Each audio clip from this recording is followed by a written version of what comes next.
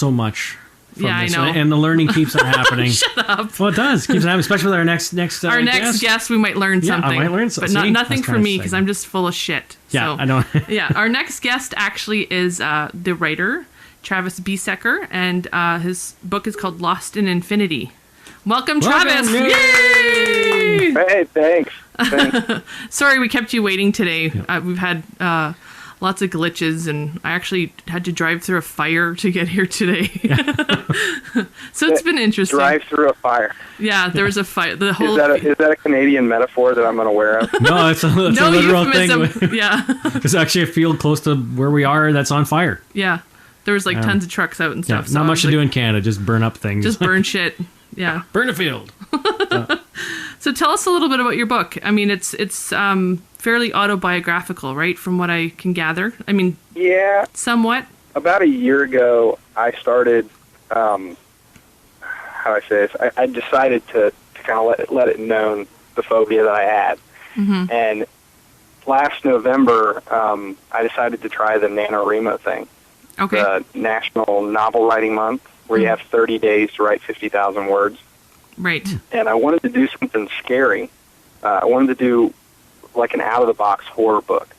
And I figured the best way to do it would be to take the thing that scares me the most and twist it into a fictional story.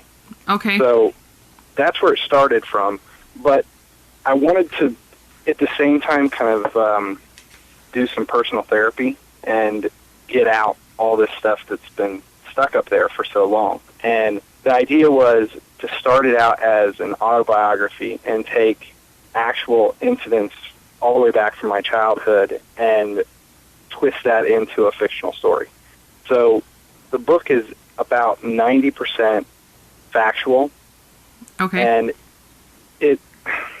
the concept of it is I wanted to be able to make light of things, get them out, say them, put them on paper, but twist it in a way that it's okay, kind of like making fun of yourself.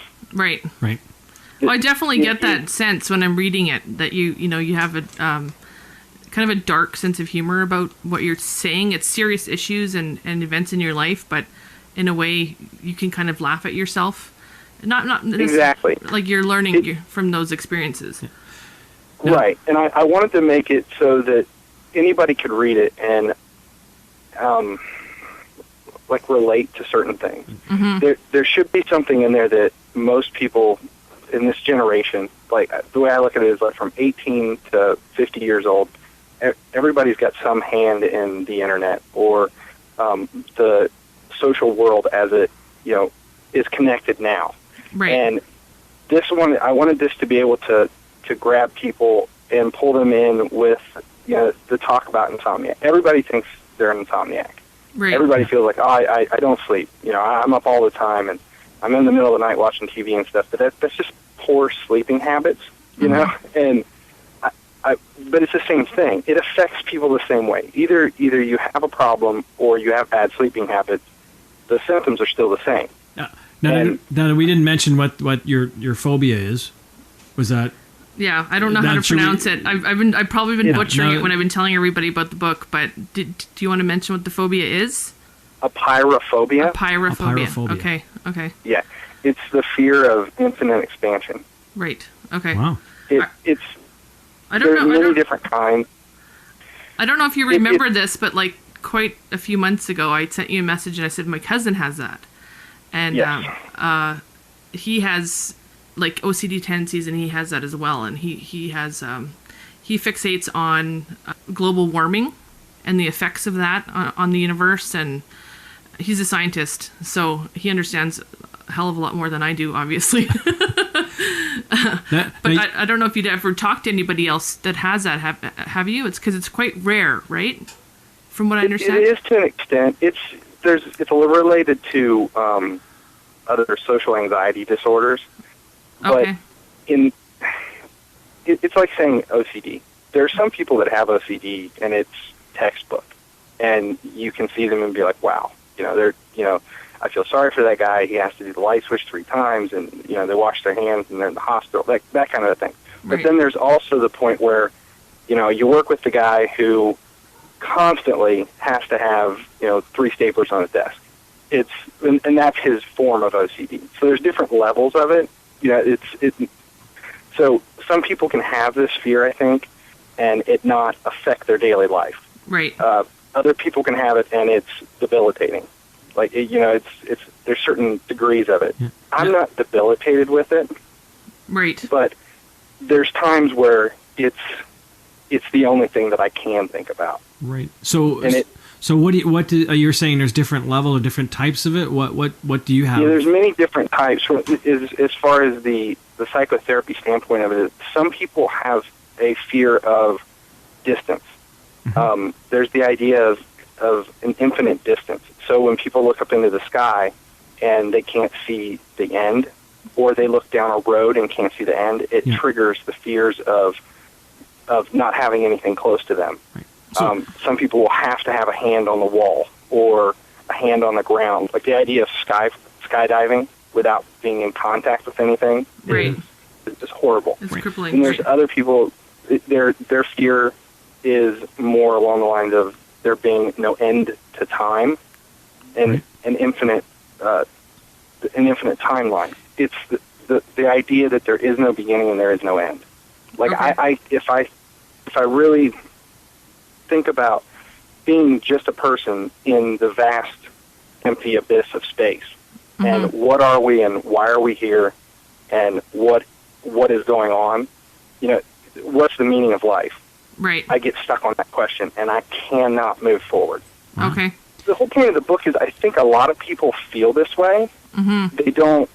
They're smart enough not to get stuck on it. Right. Like if you sit down and have a very in-depth conversation with someone, and you ask those questions, like what's the meaning of life? People will laugh it off. They'll worry about it and think about it for a few minutes, but then they're intelligent enough to realize that there really isn't an answer. We're unable to comprehend the answer, and then they move past it. Okay. Yeah. So that's the thing that the book I wanted to grab people with was don't stop and think about that until it bothers you. Right. So were you have you been you were diagnosed with it? How'd you come to that conclusion? That's what you have as a child, yeah. As a child, yeah. Okay. Oh, that's amazing. That's really interesting. So that's the book. The book is loosely based on that kind of. I have to read it now because Shaan definitely has.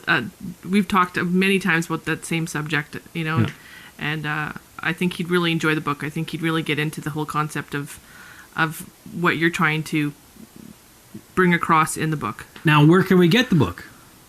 The book is available most easily on Amazon.com. Okay. Barnes & Noble carries it, and there's several other websites that you can get it at, but I think the easiest way for anyone to get it is through Amazon.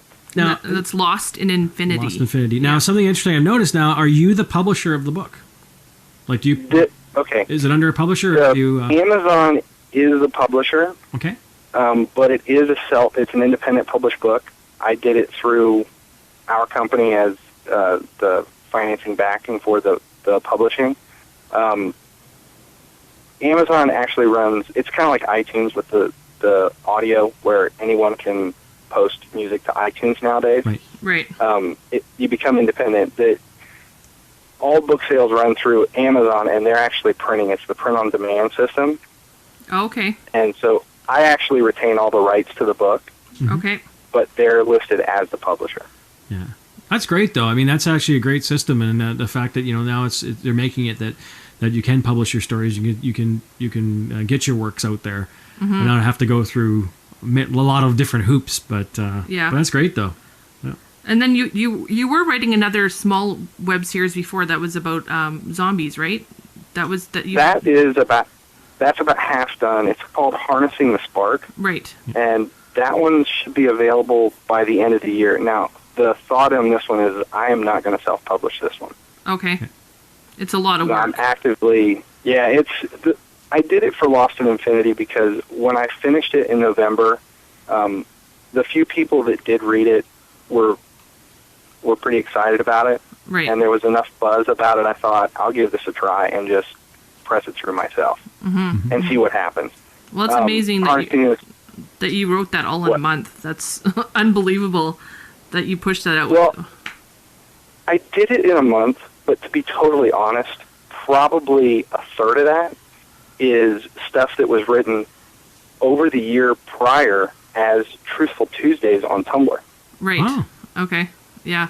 So there's entire chapters that were just incidences from my life that I copied and then edited in to the book itself. Okay. Plus, you also have to understand when you're writing kind of an autobiography, it's much easier because the story's already been done.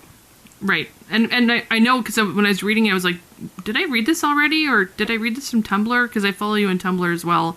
And I was like, oh, okay, I see what he's done here. He's kind of incorporated old posts into the book. So, it was kind of interesting for me that way. And so now you're running the apocalypsecoming.com? Is that... Yeah, it's basically the website that is associated with the publishing of the book. Okay. And are you posting any original materials on there now, like for other people to read shorter I'm still stories? running. There's short stories every once in a while that get posted, but I'm spending the majority of the time right now trying to promote Lost in Infinity as best I can, and trying to finish Harnessing the Spark. I think that's the one that I want to put most of my effort into. Okay. Well, that's great. Yeah, I read the first beginning of Harnessing the Spark when you posted it, and then I kind of lost it. Like it was getting posted and I wasn't on, so I missed portions of it and stuff. So I definitely can't wait to read that one because I loved the beginning of it. It was really dark. It was really good. Really sucked me in, and I love zombie stories. Me too. I'm a zombie fan. Yeah. I'll tell you. All genres. Yeah. So. It's much different than Lost in Infinity, obviously.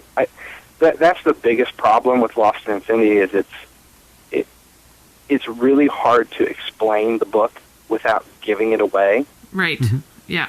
If you're only, would you say, 100 and some pages into it? Yeah, I'm only, because I just got the book on Wednesday and I've had a busy week. I'm on page 133.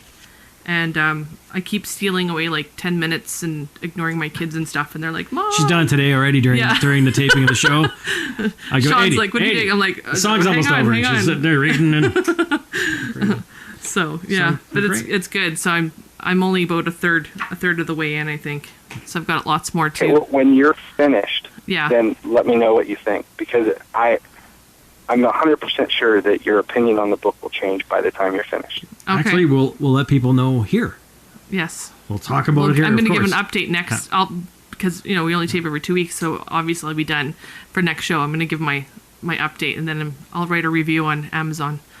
So good or bad. Again, if you want to get a hold of the book, you can also go right to your website at apocalypsecoming.com.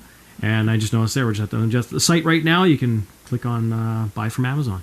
That's great. There you go. Great. And if you're Canadian, I suggest going to Amazon.com, not Amazon.ca. It took you a while to get your. It took me a few weeks to get my copy, and I'm not patient, so. No. So just go to Amazon.com. It's easier. There you go. The other thing is through apocalypsecoming.com and through Twitter as well. We're giving away a copy every Friday. Okay. Are you doing some kind of contest for that, or just people are sending their names? All week long, if anybody retweets about the book through Twitter and sends me why they want a copy, each Friday we're picking the best one. Oh, that's cool. And then just sending out a book. We've been doing it for a couple of months now. Yeah, that's fun. That's totally fun. That's a good way to get it out there and get people excited about it. So, awesome. We'll put a link to it as well on our website. Once this airs, we'll kind of wrap everything up and we'll try and promote the book as well. That sounds good. Yeah, we'll do that. Yeah. She's looking at me and I'm going, yeah, we're doing that. Yeah. We're doing that. Because it's Sean's job. Yeah. So. I'm just giving him more work to do. He loves it. I love it. Great. It's like we're married. Okay, well, thanks a lot, Travis. Did you have anything you wanted to add? I just wanted to say one thing real quick.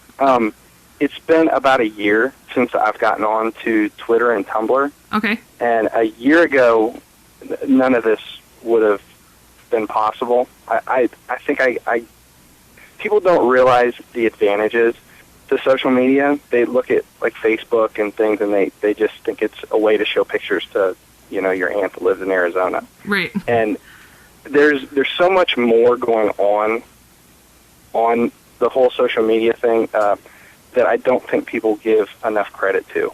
I totally agree. Yeah. If it wouldn't have been for Tumblr and the fiction tag, the hashtag for fiction, I would have, I'd still be doing the T-shirt thing. I wouldn't have wrote anything. I wouldn't have even started any of this. Well, are you not like on now? Aren't you kind of like a mediator for Tumblr for the writing or something like that?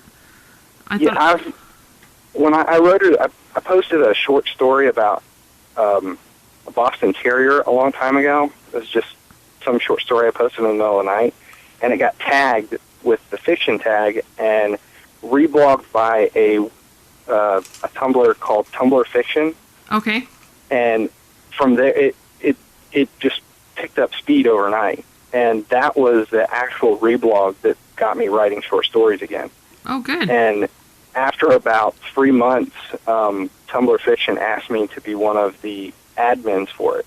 So I've been a big proponent of the fiction side of Tumblr, and reblogging and working from, just getting people to write creatively. And I think if I can do anything to help somebody else bring something forward and, take a chance on doing something like that, I think it's great.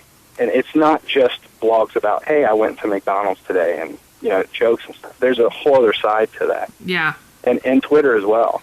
Right. Well, on Twitter, we can find you as Finally He Sleeps. And I've followed you Finally He Sleeps. I followed you for quite a while. I think one of our first times we ever interacted is I think I said I was going to tie you up in my basement for a month or something. Yes. Yes, for the month of September. Yes, because it was my birthday. That's what it was. Yeah.